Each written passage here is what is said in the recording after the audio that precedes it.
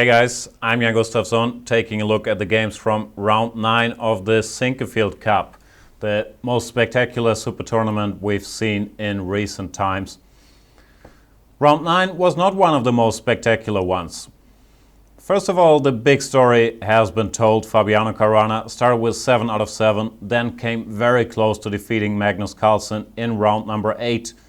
But in the end, Carlsen survived in a losing position, making Caruana shed his first draw. He's on a very pedestrian 7.5 out of 8 in the highest rated tournament of all time.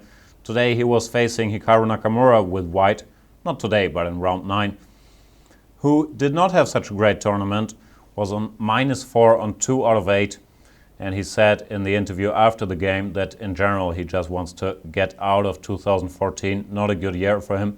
So we can understand that Nakamura chose the most solid opening there is nowadays against 1e4, the Berlin defense. Nakamura, one of the few guys who is not afraid to enter the main lines, and not only that, who's been having good results here. He won a very nice game against Magnus Carlsen in this ensuing ending. And today, as you can see, he would not manage to win the game once again, but he once again managed to put pressure. h3, king e8. This is one of the very main lines, the setup with king to e8 and after knight to c3, move h5. Been played quite a bit at the top level. Sergei Karjakin, one of its biggest experts, has played it from both sides. Bishop f4, bishop e7, still nothing new under the sun. Rook d1, bishop e6. All of this very natural. Knight g5. Here we reach the first slightly funny situation. Black plays the move rook h6, which is still en vogue and theory. Bishop takes g5 might look natural, and it's quite often a good idea in the Berlin to go for these opposite colored bishops. But here with the rook and the bishop lining up, controlling that d8 square, it is a little awkward for black. So you don't want to do that here. And instead they play the move rook h6, planning to recapture on e6 with the rook. Rook e1, bishop b4. All of this has been seen before. The bishop plans to exchange itself on c3 for the white knight, compromising the white pawn structure. g4, still theory, I'll let you know once we're out of it. Typical idea for white as well. In general, in the long run, he wants to get his kingside majority running, and the timing of g4 is a very delicate question in all these Berlins. Knight back to e7, now white takes and rook takes, king to g2. Here comes the novelty by Nakamura. This position has been seen twice in Karjakin's games, once with black against Anand, once with white against Grishuk. Both these games went bishop takes c3 first and then b takes c, rook d8. Should not make a big difference. The game against Anand, Karjakin was black and Anand took on d8, king takes. And after rook h1, knight to d5, bishop g3 and g5, Karjakin very quickly managed to create a bit of a fortress and held the game very easily. Instead, Caruana, who I'm sure has done his homework in this game, might have been surprised by rook to d8, but it does not change the nature of the position all that much because bishop c3 is still coming. Took on d8, king takes, and went rook d1 check. This might be a little subtlety, forcing the king away from d8 to c8, slightly more far away from the king side. Bishop to g3. Now Nakamura took, pawn takes, and we get a very similar position to the one we just saw.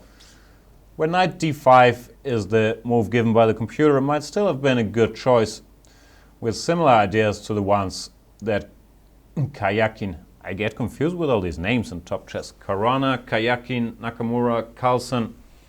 It is tough.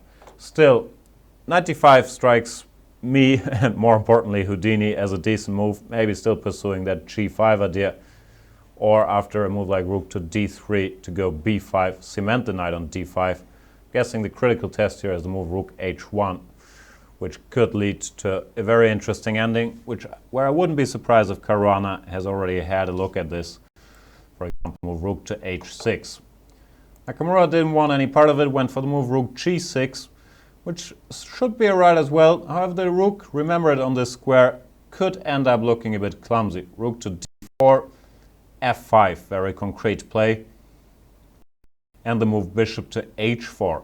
nice little touch. This knight can't really leave its post after knight d5, c4, wherever it went, say b4. There is a little problem of rook to d8 mate. So Nakamura had to play more concretely to solve his problems, went for the move c5, making this rook choose between the fourth rank and the d file. Rook has to stay on the fourth rank because rook d1 runs into rook takes g4. So rook to f4 is the move played in the game.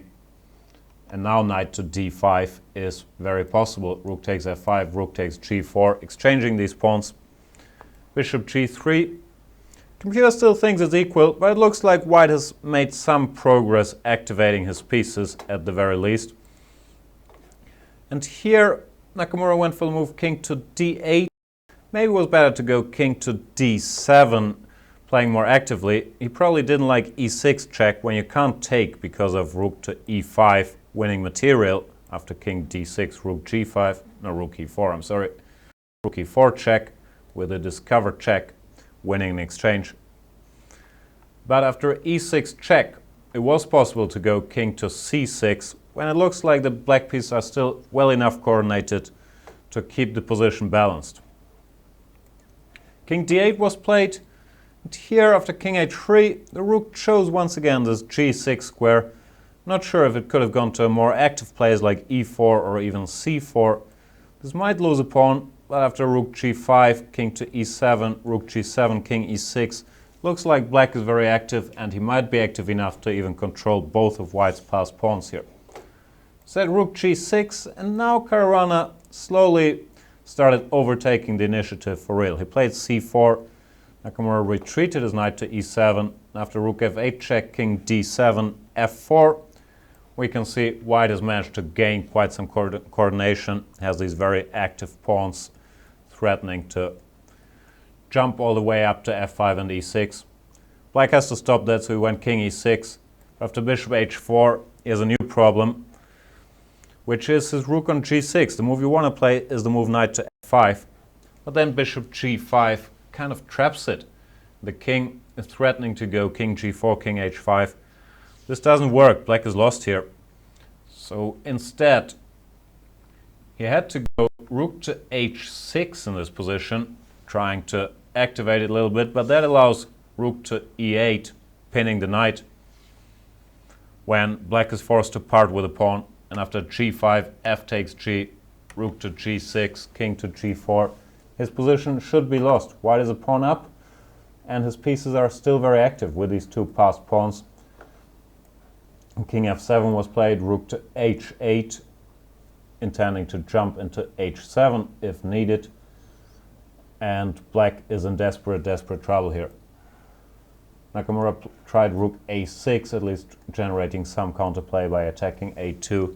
Rook h7 check, another good move, forcing the king back because it can't go to the 6th rank where it would run into rook h6 check, winning. So king f8 had to be played. Now rook h6 anyway, another good move, clearing the way for the pawns on the 6th rank. Nakamura did not take on a2, probably because of g6, which looks extremely scary. Actually, it looks just winning for white, so he rightly didn't take and went for knight g6, still trying to establish a bit of a blockade on these light squares. But that blockade should not last forever. After king f5, king g7, this is move 40, the last move of the time control, and this is the position where Caruana missed his big chance to pretty much end the game right here, right now. It's not that difficult a tactic, of course, with hindsight, but for a player of his level, it's been a bit of speculation if he's getting tired, and who would blame him after starting with 7 out of 7. But he did miss the move rook takes g6 here, which ends the game really. Rook takes g6, e6, and once again, story of this game, the rook on g6 is not a happy camper. Black can hardly move anything sensible. King h7 is the best that comes to mind. e7, rook to g8, g6, king e7, and here white already has multiple ways to win. The cleanest one maybe bishop f6, king h6, and bishop to e5, when there's really nothing at all black can do. After a neutral move, a6, whatever, king f6 followed by king f7 just ends the game. So this was a big chance missed by Caruana, and he was pretty upset, both in the post-game interview, and I believe his opponent Nakamura had seen it and told him right after the game that he could have won immediately with rook takes g6. He did miss it, he is human, and he went bishop f2, when now black has kind of succeeded in creating some counterplay. White is probably still better, but there's no clear-cut wins anymore. Knight e7, check, king e4, rook a4. Caruana was critical over his play in this segment as well. Maybe the move rook e6, which he played, wasn't ideal. King to d3. But it's no longer simple, really. Knight c6, we can see black managed to activate. King to f5. White, of course, still has its trumps with his passed pawns as well. Rook takes c4.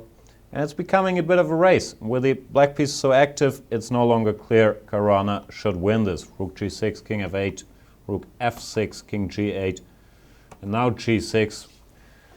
White rightly is not all that concerned about defending his pawns on the queen side, but he's trying to build up on the king side as quickly as possible. Rook c2, bishop e3, threatening to go to h6, winning the game after, let's say, c4, bishop h6.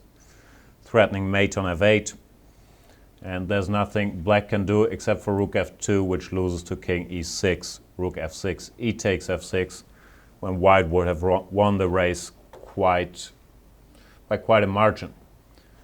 However, it's black to move, and after bishop e3, Nakamura found the only defense, the move knight to d4 check, distracting the white king from the f5 square.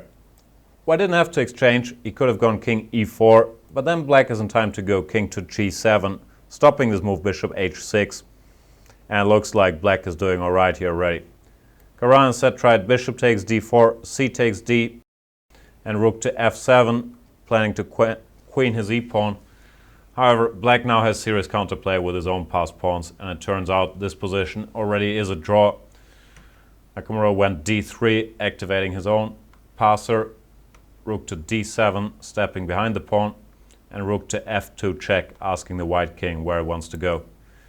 Here, the Italian did not see anything better, rightly so, than moves with king g5, rook g2, king f6, rook f2, and king back to g5.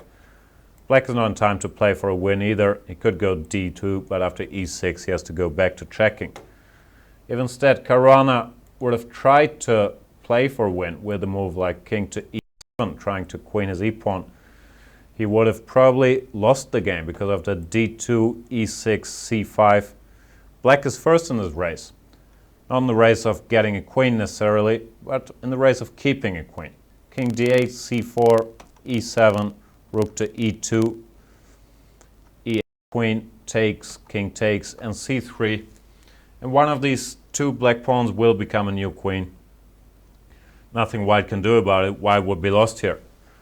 Of course, this did not happen. Instead, the players correctly decided to repeat moves. The game ended in a draw. Caruana on 8 out of 9, not terrible, but as he himself pointed out, it could have been 9 out of 9 had he taken his chances in the last two games. He wasn't all that thrilled. For Nakamura, it was a good comeback after his opponent missed the move rook takes g6. He managed very nicely to stay in the game, but I think he mainly wants to forget about this tournament. It hasn't been going well for him. Today we get the last round, in case you're watching this during the last round.